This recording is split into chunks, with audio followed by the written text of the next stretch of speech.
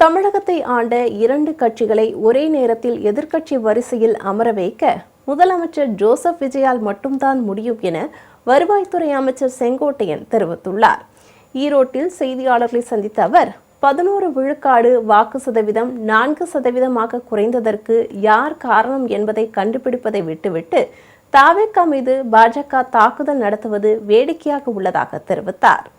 5 ஆண்டுகளில் 436 திட்ட பணிகளை நிறைவேற்ற வேண்டும் என்று இலக்கு நிர்ணயித்து வெளியிட்டவர் முதலமைச்சர் ஜோசப் விஜய் என்று புகழாரம் சூட்டியுள்ளார்.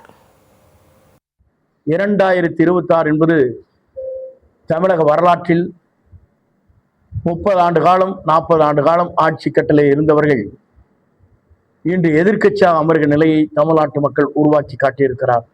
தமிழக வெற்றிக் கழகத்துடைய தலைவர் நம்முடைய வெற்றி தளபதி ஜோசப் விஜய் அவர்கள் இன்றைக்கு தமிழ்நாட்டுடைய முதலமைச்சராக அமர்ந்திருக்கிறார்.